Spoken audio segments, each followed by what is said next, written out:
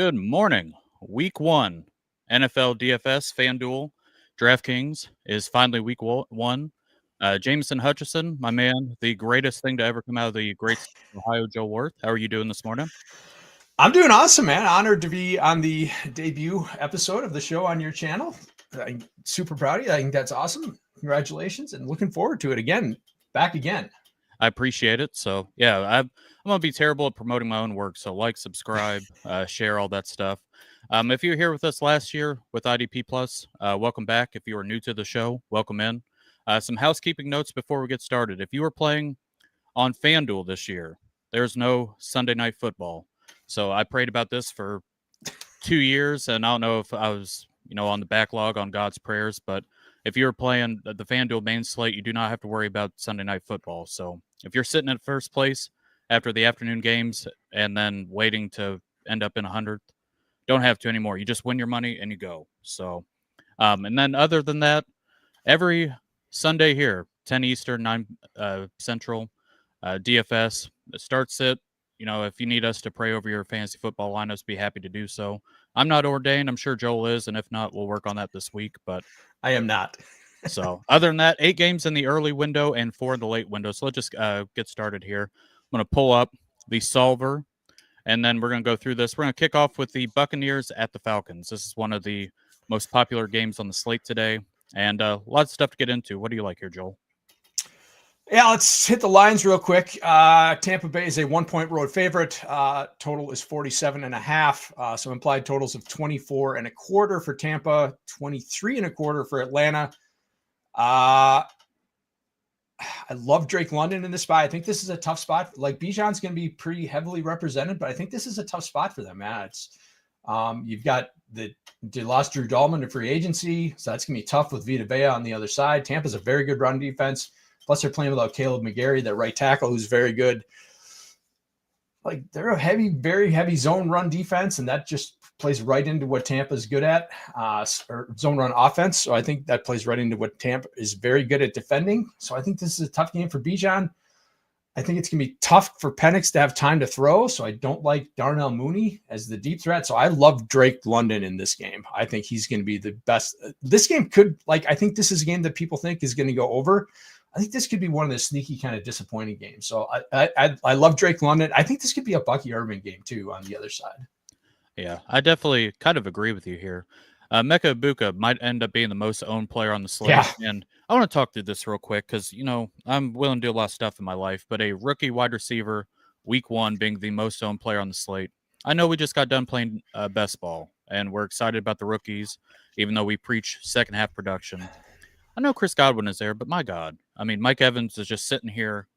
Everybody wants to play Ibuka because of the price tag. I understand that, but just I'd rather play the Baker onslaught with, if you want to add Ibuka just because he's cheap, but Mike Evans and Bucky, that's the way I'd rather play it, and then have Drake London on the other side. I'm with you. I'd rather play Drake London than Bijan if you have to pick. And then other than that, Kyle Pitts, just not something I'm willing to do, and K. Dotton is probably going to be more of a large field play. But as far as defenses go, are you interested in either one of them?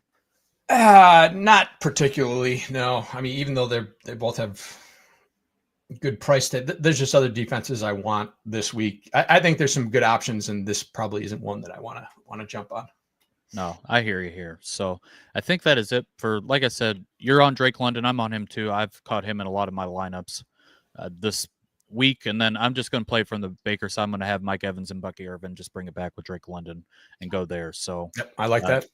Next game on the slate, this is a fun one. I think this is probably my second favorite game of the week, the Dolphins at the Indianapolis Colts here. Colts at home, a minus 1.5 favorite, but the Colts have not won a week 1 matchup since 2013. So we will see how this goes. I'm just going to come out and say it. I believe in the power of Tua today. I think if there's ever a time to play the Tua double, it is week 1 here. So, Joel, do you think I'm crazy for saying that, or? Not at all. Yeah, this is one of my favorite games of the week.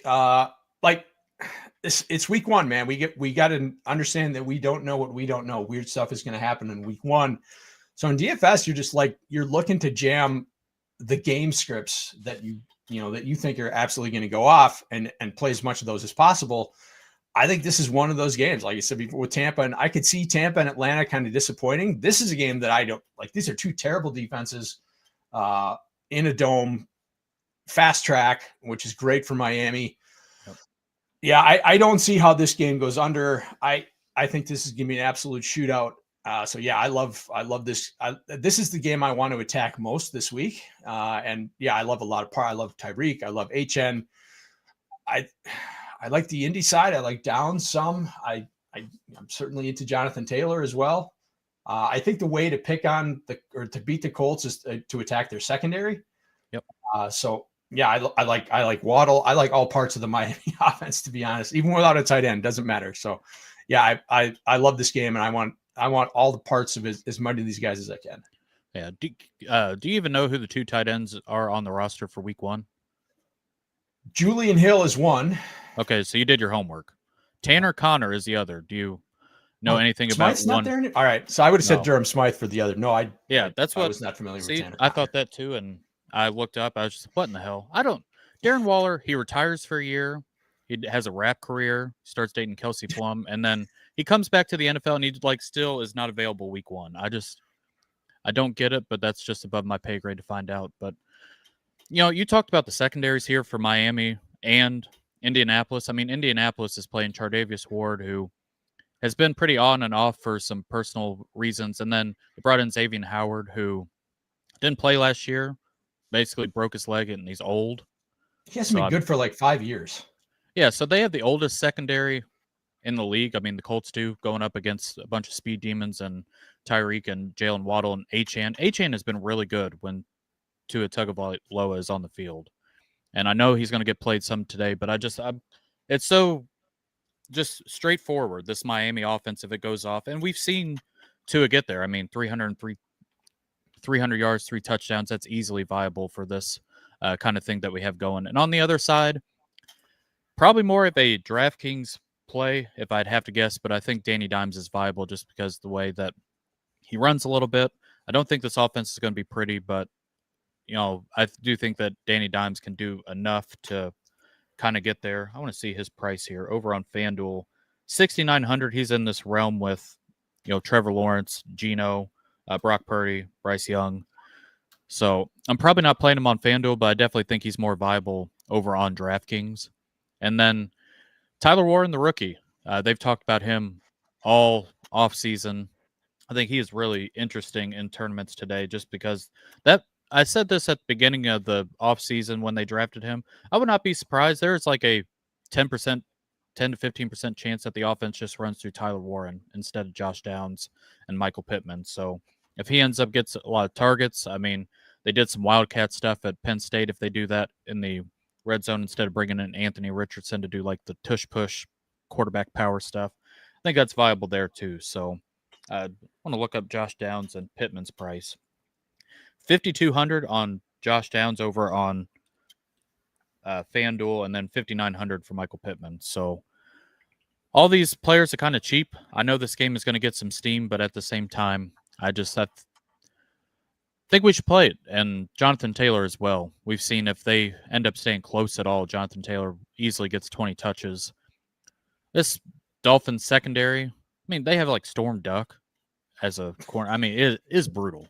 It's brutal. It is brutal. So I think that is, I'm not playing any of the defenses. I don't know if you are on this game, but no, I'm not touching. I would say that I think that the Colts receivers are much better plays on DraftKings where it's full PPR than on FanDuel. I'm not touching those guys where it's half PPR and you really need to get touchdowns for these guys to hit. Right. So yeah, I like Josh Downs. I like him on draft, and I'm okay with Pittman because I think there'd be volume there because Daniel Jones can't throw the ball more than 15 yards downfield, so those underneath guys should get some work. But on FanDuel, those guys got to score touchdowns for them to hit and pay off their price tag. So I think they're much more DraftKings plays than they are on FanDuel. Yep, I hear you there. So next game, very ugly one. The Pittsburgh Steelers favored against the New York Jets. Anything at all, Joel? I'm gonna be very blunt. Anything? Yeah, the only game this week under 40-point total, 38-point total. So Pittsburgh's got an implied total of 20.5. The Jets have an implied total of 17.5. Like betting wise, I'm smashing this game from the Jets side. Can I give you some numbers on Aaron Rodgers and season openers? I would love to hear this. Since the COVID season of 2020, so not an arbitrary endpoint, that was the season. There was no preseason, no OTAs or anything like that. So no disadvantage to him not being with the team for the entire preseason. His game one starts to the season, 15 of 28 for 133 yards, no touchdowns and 2 interceptions in a 38-3 loss. 22 of 34 for 195, no touchdowns, 1 interception, and 23-7 loss. 3 snaps and a torn Achilles, 0 for 1. 13 of 21, 167, 1 touchdown, 1 interception, and 32-19 loss. He is brutal in season opening games. You cannot touch him in DFS. You shouldn't be starting him in any format whatsoever. I'm staying. I want nothing to do with DK Metcalf. Like Metcalf's in 2 games against the Jets since Sauce Gardner was drafted has like 5 catches for 69 yards or something like that total. And like this isn't. Aaron Glenn came over from Detroit. He's now the coach of the Jets. That was one of the man heaviest coverage teams in the league when he was in Detroit. So you can expect to see a lot of man coverage. You probably see Gardner matching up with DK Metcalf. I'm smashing the Jets in this game as underdogs at home. It's because I don't think Pittsburgh can be able to score against this Jets defense. So yeah, I guess I'd love to bet this game, but yeah, I'm not touching it from the fantasy. I think Fields is going to be very contrarian, but it's a bad matchup, but I think he can get there on the ground. So if you're looking for a contrarian option at quarterback, I'm okay with that. But otherwise, yeah, there's not too much in this game that I like DFS wise. Yeah, it's really hard to get to DK Metcalf just because when the criminal Aaron Rodgers is playing, it's all about timing.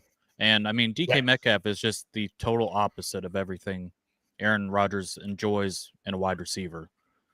It doesn't make a whole lot of sense, but yeah. And I made this point a couple weeks ago when we were talking,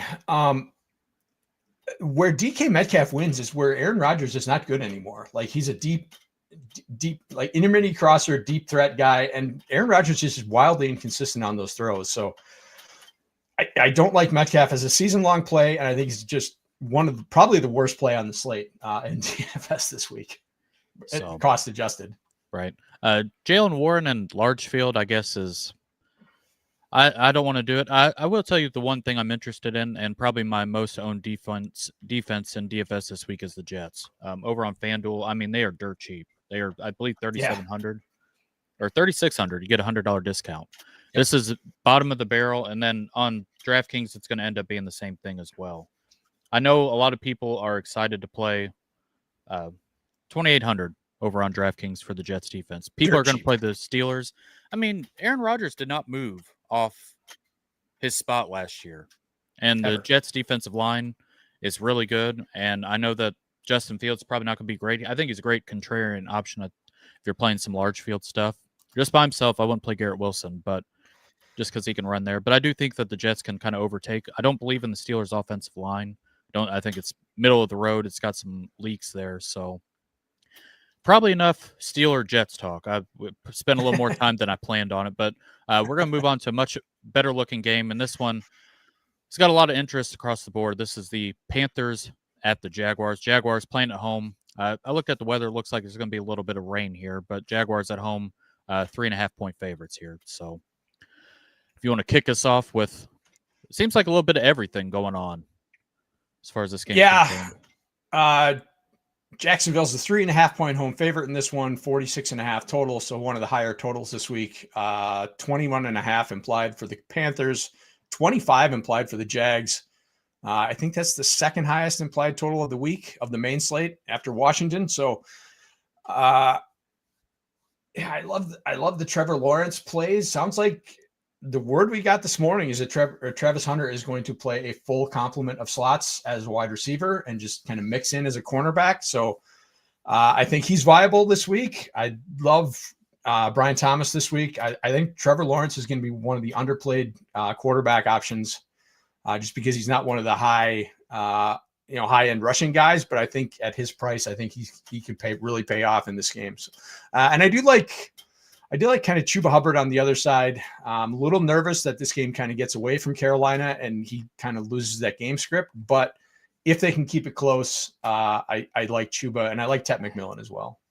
Yeah. Trevor Lawrence over on DraftKings ends up in the bottom of the barrel range as far as quarterback salaries go. He's 5,300. I mean, he's right there with Aaron Rodgers, Geno. I know I play more on FanDuel, and I believe you play more on DraftKings, so it's easier to punt quarterback, I think, on DraftKings just because of the way the salary prices ends up going. I think he's going to be played a little bit more over on that side. But I do want to say this about Bryce Young. The last half of the season, he whooped ass. I mean, he was really good. He's got a lot of the rushing ability. It's really hard to play him because I know Tedero McMillan is going to get played a lot. I like Big XL Xavier Leggett. He's not going to get much ownership, but I do think that he goes back to his natural spot instead of playing just the Big X where they'll move him around a little bit. And then Jalen Coker is out for 4 games. So, all the Coke heads out there, no booger sugar the first 4 weeks of the season. So I am a cokehead. My name is Joel, and I'm a cokehead. There you go. So, but I just, it really does not project well. I tried to build some lineups with Bryce Young, and I mean, the way he did it last year, a lot of it was running, and then he'd have a touchdown here too. But it just really hard to see him supporting 2 wide receivers and bringing them along for the ride, even though both of these defenses are pretty goofy. The one thing I do want to say here that I think a lot of people are overlooking is the Jacksonville running back situation. And I know Derek Brown has come back for the Panthers, but I mean, nobody gave up more points to the running back last year than the Panthers. I know Derek Brown is very good at what he does. Probably a big reason why they suck so bad, but I like Travis Etienne here a lot. And I don't think that anybody's going to play him because they're going to play the Brian Thomas and the Travis Hunter portion of the program. So that's the way I'm going to lean into it. I know some people are into Tank Bigsby. I think Bashal Tootin is a wait-and-see portion of the program. But do you have a preference on any of these running backs? If you had to pick one? Yeah, I think you kind of nailed it there in that there's 3 of them that are kind of viable options, which makes it tough to pick one. But I think for week 1, I think Travis Etienne is probably the better play. But I would just be kind of nervous that, Tank Bigsby just falls into the end zone with 2 short touchdowns or something like that and just vultures. Yeah. So I'm a little scared of digging. I get liking Travis Etienne, but I'm a little nervous that I could just see this. Like, I just have no clarity on how this running back room is going to shake out. Right. And if you're going to take any chances, I mean, week 1's the time to do it. So I do want to take the chance there. The only thing I have against this game is if the Panthers aren't playing from behind. I mean, they won 4 games last year. If they're not playing from behind and they're actually competitive, they play a bit slow. And that's my only worry about that game getting there. So before we get on the next, we do have a comment. Sounds like my kid is dropping in. Hello, Warren, the greatest soccer player of all time. Sorry you had to hear about the Jalen Coker stuff, but, What's up, buddy? So, but next game, Cardinals at the Saints. It seems like James Conner is going to get a lot of run here. The Cardinals, a 6.5-point road favorite. Kyler Murray ended up on the injury report as questionable. I saw that he had the cough of duty. Somebody commented on Twitter. I thought that was pretty funny. So I'm just anything you're willing to play here before I go on my Kyler Murray rant.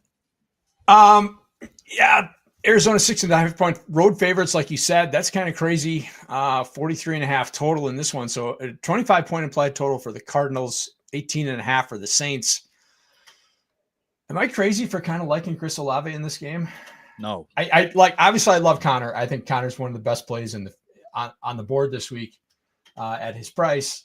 But I could see the Saints kind of keeping this one close enough. And like Olave and Kamara getting some pass. Like Spencer Rattler cannot he's like Daniel Jones. Like he just can't throw the ball downfield. He tries, but like if you just watch his deep balls, they float. Like it's not a viable thing to do. So he's got to keep it kind of close to the line of scrimmage. So I could see Kamara and Olave getting some volumes in these games. Again, I think they're better DK plays than FanDuel plays because again, you need the touchdowns on FanDuel.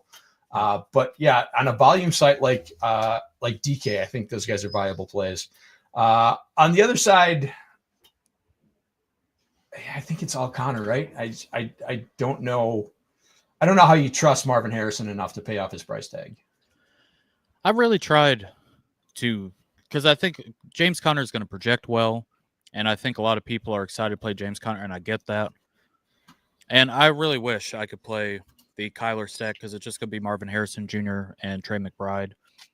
Trey McBride, I mean, over on DraftKings, I do want to see his price because all the receptions, I mean, he was getting like 8 receptions a game, especially towards the end of the game. 6,200, right behind Brock Bowers. And then FanDuel, it's going to be the same thing. My only worry, I think about 2 ways. Last year, I know it was Derek Carr, but before everybody broke their leg, Saints offense was scoring like 40 points. I mean, they had 2 massive blow-up games. Chris Olave had a concussion. Rashid Shaheed tears his meniscus, I believe. But those 2 games, I mean, they were so viable. Spencer Rattler is a different demon. I don't know if he's a good demon or a bad one. Just whichever way you interpret that. But I think this would be a spot to play Kyle. I just cannot do it. Nothing changed. Offensive line's the same. Offensive coordinator's the same. And it was just so bad. I think Cardinals defense it ends up a little more expensive, 4,200 on FanDuel, so that's middle of the price there, and then over on DraftKings, they end up being 3,500. One of the top defenses. I think it's okay. I just not the way I want to play it. I think I just want to go elsewhere as far as defenses go. So outside of James Conner, I guess you can pair him with the Cardinals defense, but other than that, that's really all I've got here. So. Cardinals are one of my favorite defenses just because it is Spencer Rattler on the other side. And I like attacking bad quarterbacks with my defenses. So I think he's certainly viable. I think the one thing we should say is like, it's week 1. You got to remember that pricing is very, very soft this week. And that's intentional, right? FanDuel and DraftKings are trying to get people to come play DFS. So they're going to make their pricing very soft so that people can make whatever lineups they want basically and feel good about them. So like we're talking about Harrison, like there's some other guys in his price range that it's like, I can't get to Marvin Harrison when there's Jameson Williams right next to him, Jerry Jeudy right next to him in a much better game script, Jalen Waddle in a better game script, Jackson Smith and Jigba, I think what should be a very good game script for him. Cortland Sutton in a great game script. How are you getting to Marvin Harrison when there's those guys around him in that kind of same price range? Especially after last season. I mean, I know this is DFS and I'm going back to redraft, but he was drafted in like the 3rd, 4th round. He did nothing last year outside of 1 game. I think it was week 1 or 2. He did absolutely week 2 nothing. Against the Rams. Yeah. He had the 2 big bombs. He didn't catch touchdowns. I mean, I think he got close to 1,000 yards, but he did nothing. Kyler sucks. I mean, I'm trying to behave first week on the show. Like and subscribe. I got to promote that again. But I don't know, man. I just can't do Kyler Murray. And I think that's a great point. Jameson Williams, Jalen Waddle. I don't think anybody's playing Waddle today. I'm going to Waddle to the bank when he makes me a lot of money today. But I think he's a sneaky play. Yeah. I just can't do Marvin Harris. I'll do Trey McBride. Even though I think Christian McCaffrey's going to play, but I think George Kittle's fun. We'll talk about that in a little bit. But yep. I think that's about it for this game. This next game, I think, is very interesting. The Giants at the Commanders. Commanders at home, 6-point favorites. That might have gone up a little bit, but I'm gonna come out with a hot take. I think there is a possibility that the Giants win outright today. I agree. Damn, how's that a hot take if both of us agree? But I just want to say the way the Washington offseason has gone, Terry McLaurin didn't practice all offseason. We saw that last year with CeeDee Lamb. They show up, it's just slow, it's sluggish. They're missing Chase too. Chase was the same way. Yep, Chase too. Their right guard, Sam Cosmi, is still out from a torn ACL from last year. They're playing a rookie right tackle going up against the defensive line of Brian Burns, Kayvon Thibodeau, and Abdul Carter. I mean, that is just – and Laramie Tunsil, who's going to have 5 offside penalties or false starts. So I think the Giants can hang around. The 2 games they played last year against Washington, I think they can play around and pull off a win with Russell Wilson and Malik Neighbors. So anything you like from this game, because I do know that a lot of people are going to play Jaden Daniels. Yeah, Daniels is going to be very, very well represented. I'm with you, man. I think this line makes no sense to me because I think the Giants defense is going to be very good. I would bet I'd want to bet that Washington team total under their implied total is 25.75. So I think that you talked about their defensive line. I think they're going to be right up there with Pittsburgh for the best defensive line in the league. Washington does not have a good offensive line. I mean, I can see where Daniels gets there just from a running aspect. And remember last year, like week 1, he had 2 rushing touchdowns and he was basically their entire offense. So I can see it. I don't like Daniel stacks this week. I would rather just play him naked if I'm going to play him. And like, there's so many good. I think he's only really viable on FanDuel where, you need to have a big quarterback play. DraftKings, where you've got full PPR, where you've got the yardage bonuses. It's kind of less important that you get that huge quarterback scoring week. And we talked about Trevor Lawrence. We're going to talk about another quarterback in a couple games that, or the next game, honestly, that I really like at a bargain price. So, yeah, on DK, I'm not getting to Jaden Daniels. I like Neighbors a lot. Washington's defense is not good.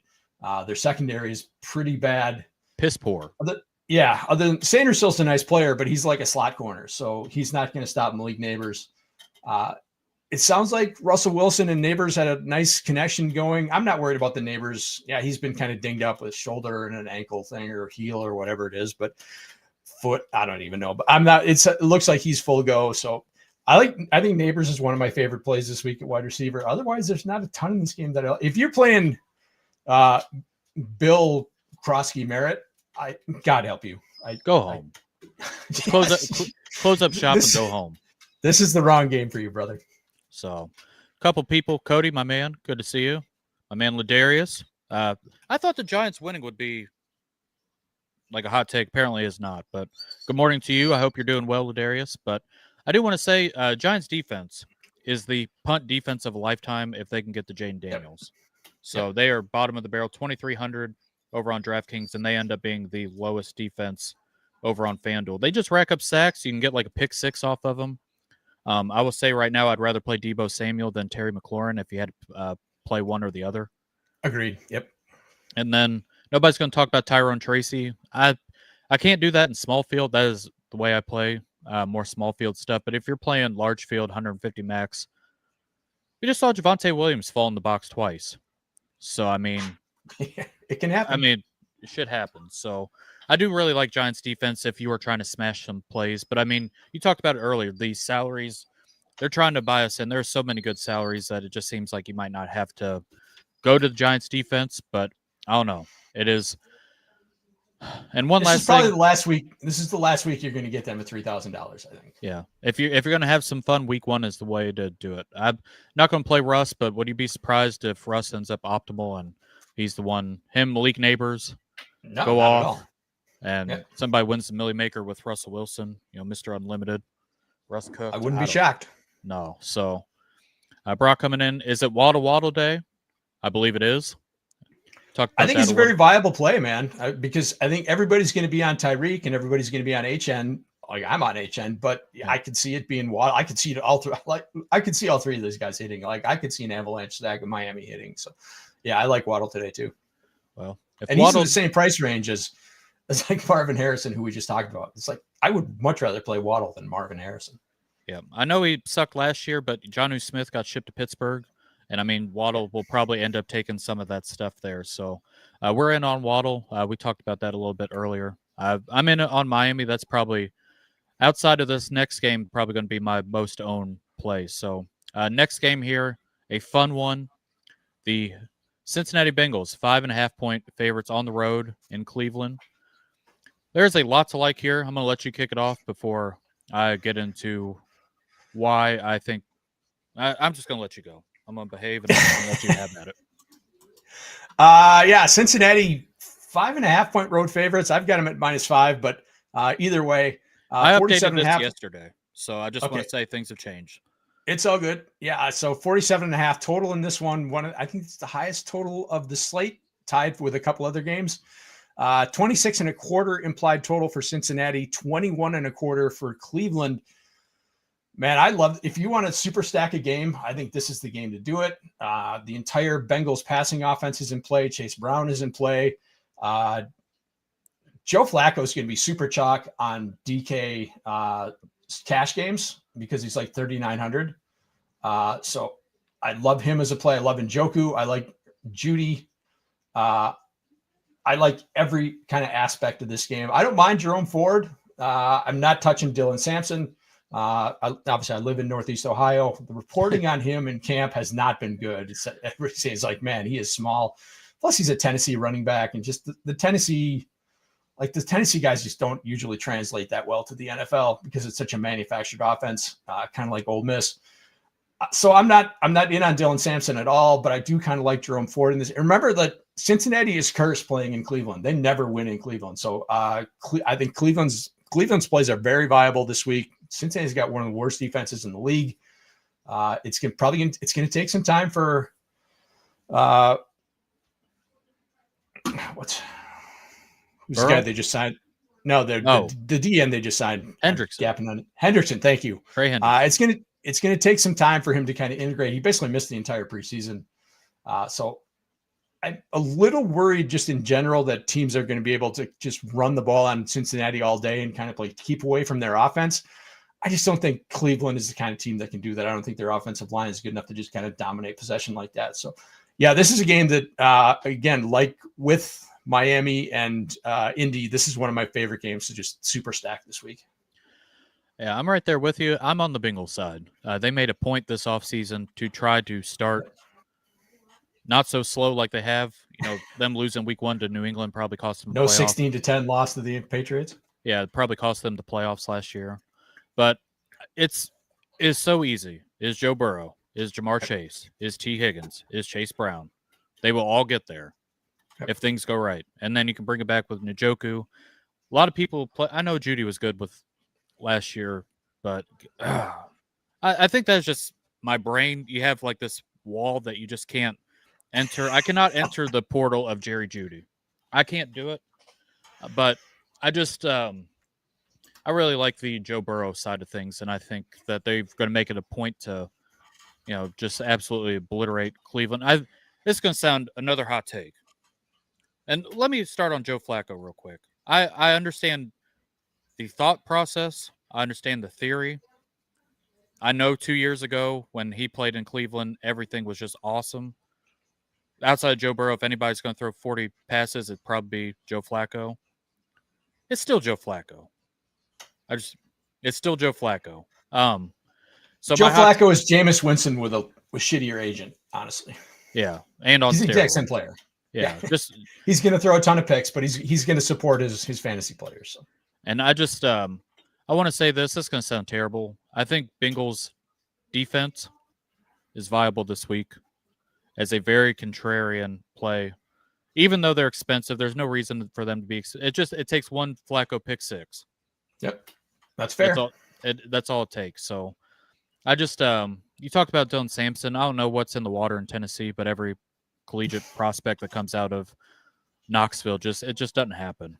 But if you can catch Flacco interception props, I bet those. It seemed like every game that he played usually hits. It probably got juiced up a little bit, but I think Bengals are going to roll today. But that's just me. I think times have changed.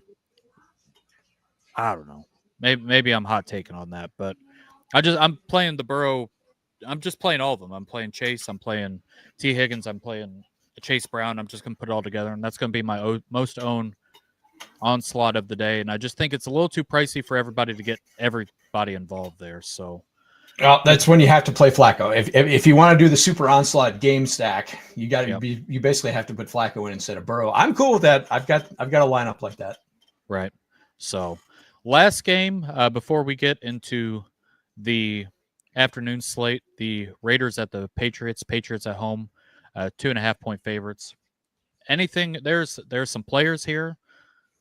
A little worried that this game gets overlooked a little bit, but we will see. Anything you like here? Yeah, I think this is a sneaky game. Like I said, Pat's 2.5-point home favorites, 44.5 total, 21 implied total for the Raiders, 23.5 for the Pats. This is the Westish Coast game. West Coast team going east for a 1:00 Eastern game. So there is that. But I think this is a sneaky game because there's some guys on both sides I like Hunter Henry as a punt tight end a lot. I like Trevion Henderson a lot in this game. He's pretty easy to sneak in at his price. But the problem with this is just so many good running backs this week that it's at good prices that it's tough to kind of get to Trevion. But I do want some exposure to him because I could see him. I could see him having a really good game in this spot. I kind of like Bauer. Remember that Christian Gonzalez is not going to play for the Patriots, so I don't mind Jacoby Myers. I kind of like Brock Bowers. I think that really kind of dings their secondary a little bit. So I'm not out on the Raiders passing game either. If you want to play Genty, I think that's okay. I think I'd rather go I could see this game getting out of hand for the Pats. So I don't really love Genty at his price, but I'd rather play HN at basically the same price. But I think Genty's viable. I was looking at Genty's ownership today, a little higher than I expected, especially for all the. I mean, there's so many good plays this week, and my thought process on week one: if there's a time to do it, you need to do it week one before everybody figures it out. And if you're having trouble trying to galaxy brain some stuff, just play the hits. Like I talked about Joe Burrow. I know a lot of people are going to play these rookies: Tedero McMillan, Travis Hunter, Ashton Genty. I'd rather play James Conner in that same price range as Genty, Chuba Hubbard, Kenneth Walker, Chase Brown. I'm having a hard time with this game. I will say this: outside of Max Crosby, this Raiders defense sucks ass. Oh yeah, they're brutal. It is horrible, and I know a lot of people really like Drake May this year.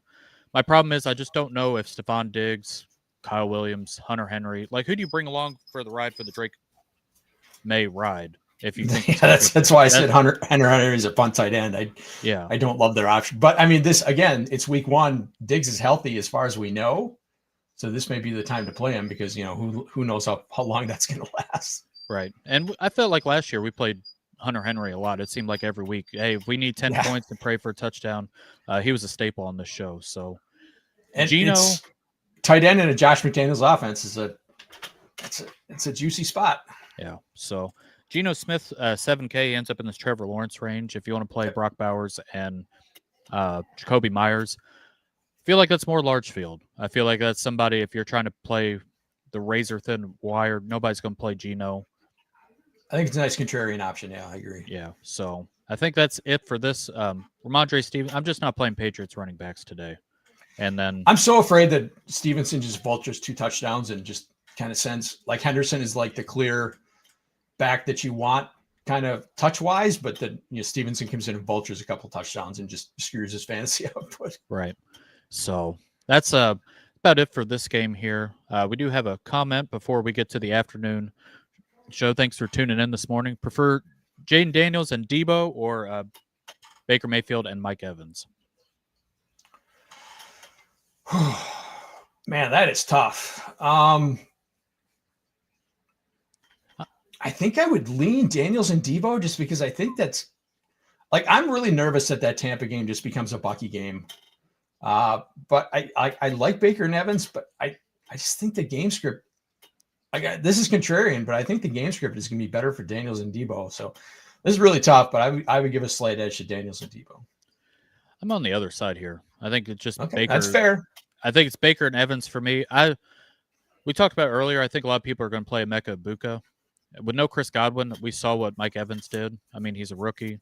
Mecca is so, and we've seen Baker get there 303. It is a little worrisome. Talk about the secondary for Atlanta. I know the defense overall has not been good since the Reagan administration. I mean, Joel, do you ever remember a time in your life that the Atlanta Falcons defense was noteworthy? I guess I would say 2016, but that was mostly Matt Ryan being an MVP and Julio Jones going off. That team was good, and then they gave up the 28-3 lead in the Super Bowl. So, no, honestly, I don't think I do. Yeah. So it was that victory. They may have the worst front seven in football. Honestly, brutal. Is brutal. So I'm going to lean Baker and Evans here. I think that's the upside play. Actually, you know what? Now that I'm thinking about it, I think it's because I like Evans much more than Debo, but I mean, we know Daniels is running ability. So yeah, that's what I'm concerned about. Like I said, I'm really worried that just becomes a Bucky game. I love I do like Baker and Evans. This is really close. This is tough, but yeah, I think the game script's going to be better for Daniels and Debo, to be honest. I'm gonna move to Daniels and Debo. Just the Daniels upside compared to Baker. I think the Debo stuff I just talked about earlier about McLaurin hasn't practiced all offseason. You know, Debo could end up getting like the end around that horizontal raid that Cliff Kingsbury runs. I'll capitulate. I'll move over to Daniels and Debo as well. So, I think we should say that like Ibuka might be one of the worst plays on the slate this week, just because he's going to be so heavily owned, especially on FanDuel, where you've got to have touchdowns to pay off, like we said. Yeah, his price is super cheap, and I love him as a player, and he's really got to score touchdowns to pay off. And just like it's week one, pricing is really like you're going to have monster scores to win this week in large field tournaments. So he's like his ownership is going to be crazy high. He like legitimately may be the highest owned player on the slate. I think that's possible at his price. Sounds bad. I think it's a little contrarian to go off of him, but do you really see him going off enough to like support? Like you're gonna have to score like what 230 to win a tournament on DK this week. Is he gonna do enough to get there? I don't know, man. I just I don't like. I know he's probably going to be in a lot of cash lineups just because of the price point. Yeah, right. I'll be very blunt about it. We'll talk about it in a little bit. I'd rather play Matthew Golden in the same price range, and I'll get to that in a little bit. But I just I'm kind of with you. I'm not on the Ibuka train like a lot of people are this week, and we'll tell you Daniels and Debo. Like I said, I like Evans better than Debo. That's tough. But that's razor thin margin of error. So we got the late games coming up. The only thing I got is if you haven't liked and subscribed, please do. First week, I appreciate everybody tuning in. The support means a lot. I wish I would be better at promoting my own stuff, but it's just me. Just like, subscribe, share with a friend. If you subscribe, I'll pay you $5. How about that? I'll bribe you into a couple things. Next game, we're going to start off the afternoon slate. We're going to start off with the biggest question of the week. Is Christian McCaffrey going to play? So 49ers on the road, 1.5 point favorite. I think this might have changed here, but lots to like here, Joel. If you want to, well, I'm going to ask you straight up. You playing McCaffrey this week? I am. Yeah, I've got this game at 1. Niners by 1, 43.5 total. So 22.25 implied total for the Niners, 21.25 implied total for Seattle. Like, I don't think it sounds like he's going to go, and I don't think they would let him go if he wasn't like close to 100%. Like, I think if they were concerned about this, I think they would make him inactive. Like, they traded for Brian Robinson. They've got options. So I think if they were legitimately concerned about this, they would make him inactive. So I think if he goes, then I'm going with him. Let's talk about the BRs, the Battle Royales on Underdog real quick. Like, he's fallen from basically the second pick to the back end of the 5-6 turn, or the 5-6 picks, the turn.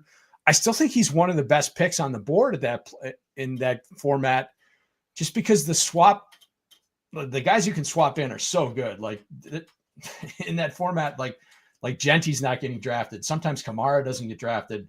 So like Chuba Hubbard doesn't get drafted. J.K. Dobbins doesn't get drafted, who we'll talk about in a little bit. There's really good swap options. So I think he shouldn't be falling in the BRs as much as he is.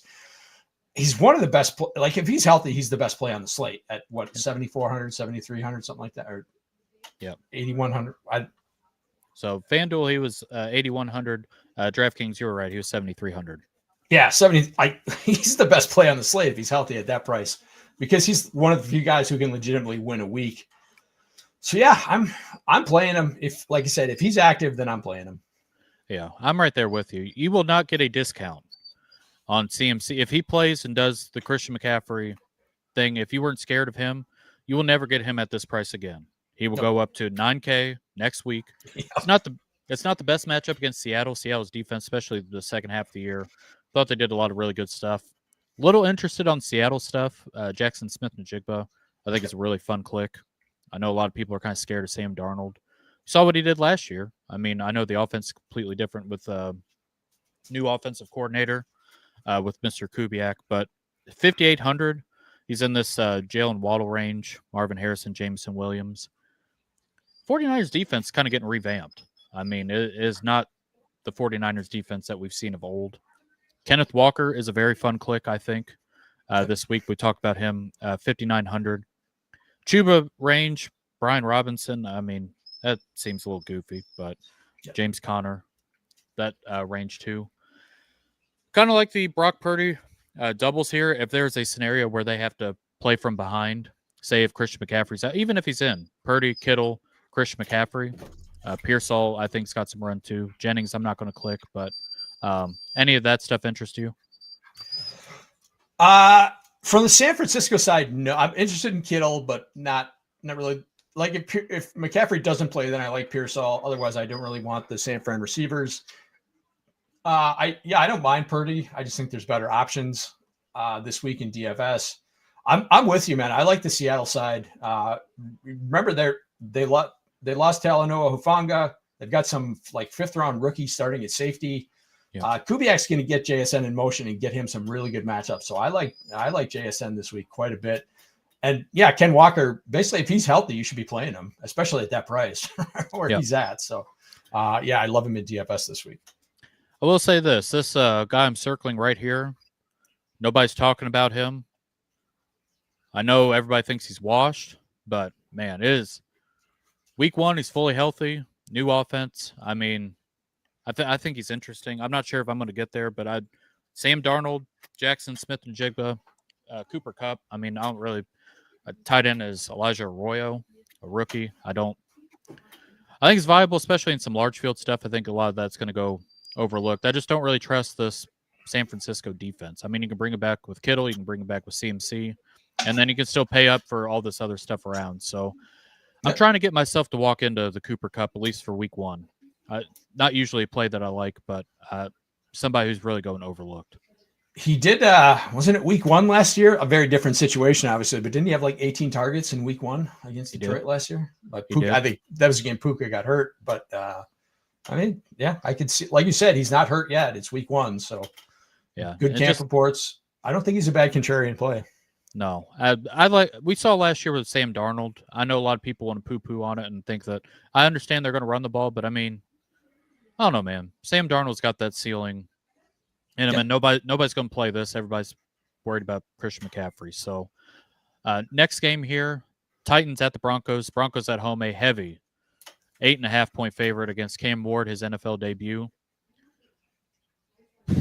This is very tough for me because I've liked the Titans offense. This is about as bad of a matchup for a rookie quarterback. Week 1 on the road in the altitude going up against the Broncos defense. Anything that you are playing here outside probably Broncos defense? Man, I love the Broncos defense this week, but I think they're going to be so heavily owned that I'd rather go somewhere else.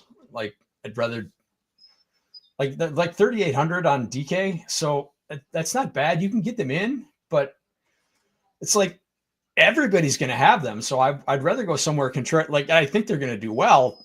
Like this is a brutal spot for Cam Ward. Like I think rookie first round overall draft picks are like 2-8 overall and like 1-8-1 against the spread in their debut starts. It's a brutal spot, right? You're going to Denver in the altitude in September. It's going to be 80 degrees. That's one of the toughest spots to play in the league. So yeah, terrible spot. I'm not touching any of the, like I could see Tennessee scoring like 10 points this week. So I'm not touching any of the guys on the Tennessee side. You can't pay me to play those guys. I like Tony Pollard maybe on a volume play, but like Ridley going up against Pat Surtain is a brutal matchup. Just the Denver defense is really good. So yeah, I kind of want to pivot off the Denver defense, and I love J.K. Dobbins this week. I think he's going to get a ton of volume. I think they're going to ride him as long as they can. Again, it's week 1 and he's healthy. So at that price, I absolutely want to ride him. Yeah, I've got I really wanted to play Tony Pollard this week. I mean, no Tajay Spears. It is a brutal matchup, right? But I mean, he probably honestly 20, 25 touches. I mean, if he gets some, it's in play, yeah. It is a brutal matchup. And then Calvin Ridley. I mean, if they just put the clamps on him, who are they going to throw to? A rookie wide receiver? I mean, Tyler Lockett. Tyler Lockett. I like the Titans offense this year. I think it's a team that will surprise some people, but this is just I really wanted to go against everything I've ever thought of in life and try to play Tony Pollard this week, and I cannot stomach it. But I'm glad you brought. It's a good spot to get contrarian because nobody's going to want to play it. But yeah, it's I think there's a reason for that. I do want to say here with the total and just them being a heavy favorite, J.K. Dobbins, like you brought up. I mean, he could fall in the box twice, ends up with 2 touchdowns. If they route them, I've got a Bo Nix stack. Cortland Sutton, Evan Ingram, the brand new tight end for Denver. I mean, if you think they're going to boat race them, and Bo Nix has got that ceiling, I don't think anybody's going to play him just because they're too busy worrying about the defense. So I just want to throw out the Bo Nix play there. If they score 40 on him, if the defense gets like a fumble or an interception, puts them in good, the red zone, anything like that. Just trying to, if you think the Broncos are going to score and beat the hell out of the Titans, you would think that they do it on offense, not just defense. So, and they did that last year too. Like once Knicks got going, it was a slow start for them, but they really bolted. Like, didn't they put like 40 up against Atlanta or something like that last year at home? So they have the capability of just absolutely putting it on a team that isn't prepared for the environment. Right. And last thing, Marvin Mims came on the end of last year, had some big spike weeks. That is more of a large field tournament play. I'm not going to play him in some of my small field stuff, but I do think he's viable. So before we go on to the next game, took a beating last Thursday with A.J. Brown not showing up. I need to bounce back with my flex, and I'm torn between DeAndre Swift and Jacoby Myers. I'm going to lean Jacoby Myers here with Christian Gonzalez out. DeAndre Swift going into the teeth of the Minnesota Vikings defense just not sound fun to me. I don't know how that sounds to you, Joel, but I agree. If you're shooting for the upside play, I think it's Myers. Again, like you said, the Gonzalez thing kind of shakes up the New England secondary. I think it's a better game script for Myers than it will be for Swift. The touch competition in Chicago is just so you got Odunze, you got DJ, like they're lining DJ Moore up in the backfield. So yeah, with Roshan hurt and Monangai questionable, I think Swift will get like a lot of snaps, but I don't know how many touches he's going to get. And like you say, I just think it's a much better game script for Myers if you're chasing points. Yeah. They've also talked about Kyle Monangai stealing snaps, like goal line, weird like stuff. So DeAndre Swift could do a lot of the work and not get any touchdowns if they even get into the red zone. So I'm going to lean Myers there. So 2 more games left. This one, it's got some heavy hitters, but it's just a little interesting. The Texans on the road at the Rams, who are -3 favorites. I don't think anybody's playing this game. Both defenses are really good. Got a Texans offensive line that is to be determined. I don't know how to feel about that, but I think Nico Collins and Puka are viable. Are these any of your guys or anybody else that you're playing in this game? Yeah, I think unlike the Titans, I think this is a good spot to get contrarian in that I think you're right. A lot of people aren't going to be playing this game because of the defenses. But it's indoors. You're going to have a nominally healthy Matthew Stafford. Yep. The Houston secondary is very good at creating big plays and stuff, but like Devontae Adams and Puka are like 2 of the toughest covers in the league. So, and you put them with McVay, who's a great play caller, very good at scheming these guys open. So yeah, I think they're good. It doesn't seem like they should be contrarian plays, but I kind of think they are. And yeah, Nico, if no Christian Kirk, I think he could get a ton of volume if the Texans offensive line can keep Jared Verse off of CJ Stroud for more than 2.5 seconds. Seems like an uphill thing to climb. Does CJ Stroud have enough time? But I mean, Nico Collins ends up kind of being by himself with 2 wide receivers. We'll see about Christian Kirk. It didn't seem like he's going to play, but Jaden Higgins and Jalen Noel. So, I mean, Noel, I think, as a punt play is really an interesting option. Yeah. If you want to get really kind of contrarian and cheap, I think he's an interesting play. Just because I think as the slot guy, if they have to get rid of the ball quickly, could be just a bunch of bubble screens and stuff to get the ball in space. So I think he's in play. And then Puka Nacua, Devontae Adams is a guy nobody's going to talk about. I'm just not sure, unless he's the one in the red zone catching the touchdowns. I'm just not sure playing against the Houston defense, who's really good. I'm just not sure if this is the week to do it. I'm never going to play the Matt Stafford double just because I never think Matt Stafford gets there. But I mean, Puka doing a lot of the work and then Devontae getting the touchdowns in the red zone. I don't think anybody's going to play Devontae Adams 6,100 on DraftKings, and then on FanDuel, he ends up at 69. So he's a 7K. He's going to be right there with Drake London. I mean, I'd rather play London personally, but I just that's tough. Yeah, like Puka being the second highest price receiver on DKs. Like I said, I like him as a contrarian play, but that's really tough to swallow when you can get like Neighbors at $600 cheaper, right? And BTJ at almost 1,000 cheaper. Yeah, and then Cody brings up Texans may be one-dimensional until running back room figures itself out. No confidence in them yet. 100%. I'm not touching any of the backs in DFS. You can't. I've got no Chubb for Nick Chubb this week. Woody Marks not a play I'm going to get to. So nope. I mean, if you're in season long, you're starting Nico, you're starting Puka, but as far as DFS goes, they're going to go overlooked. I just can't do it this week. It's two good defenses. I wouldn't be surprised if it ends up being 2016, like one of those just kind of goofy games. And then one last guy we didn't talk about, Kyren Williams. Is this year that he starts kind of giving up some work elsewhere, doesn't fall in the end zone 10 plus times? I don't think so. McVay likes to ride his number one backs. So yeah, I don't see that changing, but it's like this Texans run defense is really, really good. I think this is a tough spot for a guy who isn't really super involved in the passing game. So yeah, tough for me to get to Kyren this week when he's right there with Chase Brown, who I would much rather play. Right. Him, Kamara, James Conner, Connor. Yeah. I like Connor straight up better than Kyren, and he's cheaper. Yeah. It's a contrarian play. I just not sure I can do it. So last game of the week, Joel's favorite team of all time, Detroit Lions on the road in Lambeau against Joel's Green Bay Packers, home favorite. You're gonna walk me through this one because I'm having a really hard time with this game. Yeah, so I've got this at 2.5 for Green Bay when I looked it up yesterday. 47.5 point total. So again, tied for the highest total of the week. 22.5 implied total for the Lions, 25 for Green Bay. The debut of Micah Parsons, also the first time since Matt LaFleur became head coach that they will open the season at home. This crowd at Lambeau is going to be nuts today. They're probably drinking right now, to be honest.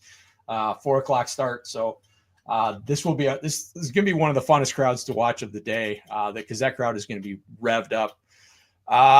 Like we said earlier, I'm a little nervous about this game just becoming kind of a slugfest. It's a division game. I could see both of these coaches just trying to grind the run out.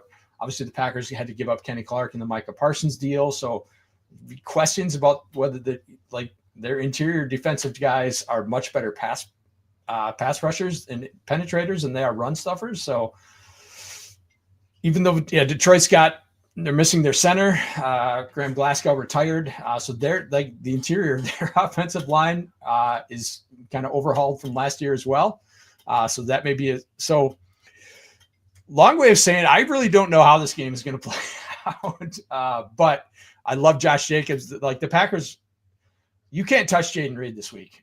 He may be inactive, to be honest. So I'm not even putting him in my lineups. And with the Reed injury, I could see Green Bay going very heavy 12 personnel. So I think Tucker Kraft is a very good tight end option this week. If you really want to get contrarian, I think Luke Musgrave is an option. He's going to be on the field. He's going to get a lot of snaps. Again, it's week 1. He hasn't gotten hurt yet. So he's a guy like I could see him scoring a touchdown. And honestly, without Christian Watson, he's really kind of their best downfield threat. Matthew Golden's is obviously faster, but that's not how they're going to use him. So yeah, I think Musgrave is if you really need to save some salary and really want to get different, I kind of like Musgrave as a play this week, but I love Golden. I love Jacobs this week. obviously I like Jahmyr Gibbs. I can't really get to David Montgomery. You just got to hope he falls into the end zone twice for him to pay off. So, and I'm not sure that that's going to happen, especially like I said, I'm worried about how their interior offensive line is going to shape up. So yeah, Gibbs and ARSB for me. I'm not really getting to Jameson Williams, but he did sign the contract extension. So we'll see if he's got some motivation from that. I've played this through Josh Jacobs and Jameson Williams on the other end. I don't know if I'm leaning into the contract extension stuff. Amon-Ra St. Brown, I don't think it's going to get clicked at all. I mean, I think a lot of people are in the same boat as I am, just having a really hard time trying to read this game. It's a division game. I mean, I'm not going to play Jared Goff, but I mean, it's kind of sitting right there. Gibbs, Amon-Ra, Jameson Williams. And then on the other side, I think the Jordan Love portion of the program is slimmer than ever.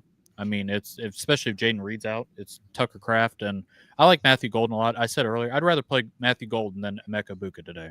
I know ownership will tell you different, and that's probably a hot take, but just the way the target share kind of, I mean, he's a first-round wide receiver. I know Egbuka is too, but he's not going up against Mike Evans.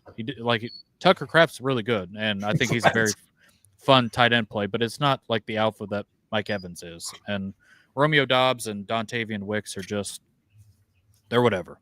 So Wicks is dinged up too. So I don't think you can really, he's barely even practiced the last couple of weeks. So like Reed, Wicks, those guys have been hurt. So yeah, I don't think you can click those guys with any confidence at all.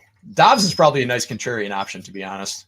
Right. But I'm not getting there, but at his price, I don't think anybody's going to click him. So I think his ownership is going to be really low. So if you want to get different, I don't think that's a bad spot. Yeah. And I will say this, the Jahmyr Gibbs stuff, I'm not playing David Montgomery either. But, if for his ceiling, I'd rather play, I know Bijan's $100 more. I'd rather play Gibbs and him. But there's just so many other. McCaffrey's got the same ceiling. Achan's got the same ceiling. I was going to say JT at $400 cheaper is a pretty nice option as well. Right. But I was listening to one of the established run shows, and they talked about Jahmyr Gibbs, talk about some of the people who have him the RB1 overall. I mean, if you believe in that, I mean, this would be the week to play him. If you believe in that, nobody's going to play Gibbs just because of some of the other stuff, other plays and stuff there. But I just, I'm taking pieces of this game, but I'm not full stack, and I'm kind of curious if it's going to bury me. But the Micah Parsons, even if he doesn't play full time today, as he gets integrated into the defense, I just think that changes so much of this game, especially with, the offensive line change up in Detroit, that Detroit might not be able to get there. Green Bay just kind of leans into the run. Josh Jacobs ends up just over and over and over again. I've just had a tough time with this game. I'm just going to take Josh Jacobs and Jameson Williams. I think other people are going to do that too. There's a lot of contrarian plays to it, but I can't do anything else more than that. Yeah, Parsons is not going to play a full complement of snaps. Obviously, he missed basically the entire preseason or training camp with his back injury / holdout / hold in. So he's not really fully revved up yet. He just started practicing on Monday, Tuesday, whatever it was because of the holiday. So I think this week probably 25 30 snaps at most. He's not going to get a full complement of snaps. Probably just obvious passing situations. So, but like you said, I think that is going to be like, they're going to be able to get some pressure on Jared Goff. So, and we know that he's not the best under pressure. So yeah, I think it's a tough spot for Goff this week. I really can't get to him. Yeah. I know we talked about Tucker Kraft. Sam Laporta is sitting there staring at us, wanting somebody to click on him as well. I'd rather play Kraft than Laporta, but I don't know. I'd rather play Njoku than Laporta at $200 cheaper. I'm in the same boat as well, but I would not be surprised. I feel like I'm just trying to cover my bases here to talk about Laporta, but I can see him scoring 2 touchdowns. Yeah, I can see that. I'm just really struggling with this game, and I'm glad I'm not the only one.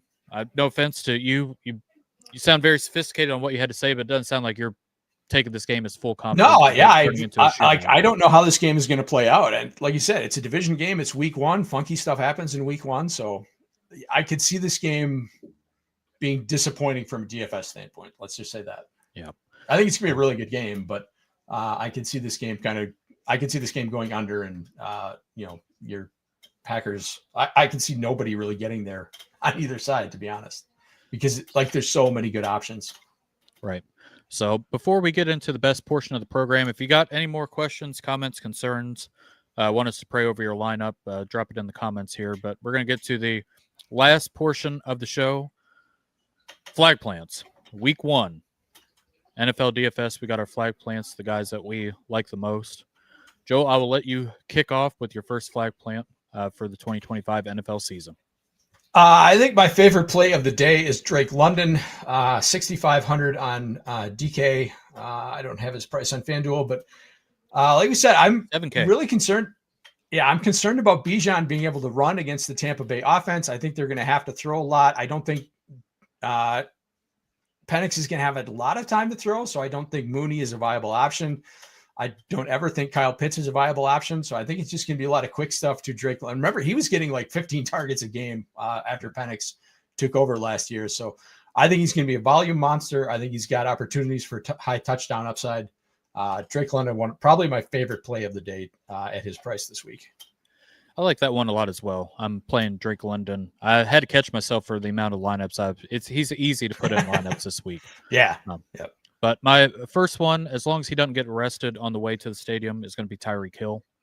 If there's a week to play Tyreek Hill, it is this one. Nobody wants to click on him. He's goofy. He's not behaving. He's on the Antonio Brown, projection at Spectrum. the moment. But yeah, yep. Spectrum too. You've said it, not me. But going up against this Colts secondary that is just old as hell, speed demon. I think the hand is healthy from last year. I don't know if he's going to do this all year, but if there's a spot to play him, I love the Tua stuff today. I said earlier, I'm a Tua non-believer. I really like Tyreek Hill today, and I think that he's got the ceiling of some of these wide receivers. He's not going to get clicked on. So I think a lot of people are going to go Achane, and I mean, I totally understand that, but I just think Tyreek's going under the radar here. So I want to get a little different, and I'm going to say Tyreek Hill for my first flag plant. Yeah, I like that very much. And I will follow up on what you just said on a lot of people going HN, and I HN is my second flag plant. Yep. He was basically the RB1 last year when Tua was healthy and playing in games. I think he is the biggest beneficiary of the Jonnu Smith trade, just because I think they may do a lot of pony package stuff with him and Ollie Gordon and just split HN out wide. So yeah, I think he's a great play. Terrible Colts defense. I think McDaniel will kind of get him isolated into matchups and into space. The Miami offensive line is brutal, but McDaniel's very good at getting HN touches in space. So I like him a lot in this game. I think it's a very concentrated target tree. You're going to have Tyreek, Waddle, and HN. I think that's going to be where all that production is going to come from. And I think there's going to be a lot of production. So I like Devon HN as my second flight point. Yeah, HN's a good pick. Even I know some people, if you're worried about ownership, I wouldn't be for week 1. Just play. I mean, this is a really good play. Every time when Tua's healthy, HN has gotten there, and he gets there in a way that most running backs don't. So my second one, I feel like I'm starting off week 1 with just off the wall goofiness that I shouldn't be sharing, but I'm going to play Travis Etienne. I know a lot of people are going to play this game, the Jaguars and the Panthers, but Travis Etienne is going to go a little bit overlooked here as far as I know Tank Bigsby's there. You want to play Brian Thomas Jr., Travis Hunter, getting the news that he's going to be full-time wide receiver, which I don't know why you wouldn't expect that. They took him number 2 overall. You're not going to take a cornerback number 2 overall. But I'm going to go Travis Etienne here just to see if I can hit on one of these contrarian running backs that is not going to get played near as much as some of these other guys. So 6,100 on FanDuel, and then over on DraftKings. His brother is 4,500, but he is 5,400 over on there. So this game's going to get played a lot. I think Trevor Lawrence is obviously going to get played a lot, but I don't think that ETN is, and I'm going to take a stab there. Yeah, if you think that he's the guy who's going to get touches, then it's contrarian because it's so uncertain. But yeah, if you want to make a bet that he's the guy who gets touches, I think it's a great play. Yep. And then I think that is it for week 1, NFL DFS. Appreciate all the support, everybody tuning in, all the comments, all that stuff. Joel, I appreciate you hopping on. Let everybody know what you got going on, where they can find you. Yeah, at the Joel Wirth on the Twitter and on the Bluesky. Doing stuff with statement games, formerly IDP Plus, just kind of split off. A lot of ownership changes and stuff going on there. So you can find me on Thursdays previewing the Thursday night games with Mark Salino. Then I'm always bouncing around at Club Fantasy FFL. So you can always find me somewhere over there. So I'm around. Deal. Yeah, make sure to follow Joel everywhere. He's all over the world. He's not a hard guy to miss. So I'm over on the Twitter machine at Jameson Rules. Obviously, been a little bit everywhere, but this year DFS home right here on my YouTube channel. Make sure to like and subscribe. I will get better at promoting that, but it's just very weird and very hard to promote yourself. But I appreciate everybody tuning in. Hope everybody has a great week 1 and everybody wins a lot of money this week. Appreciate you guys tuning in. Till next time.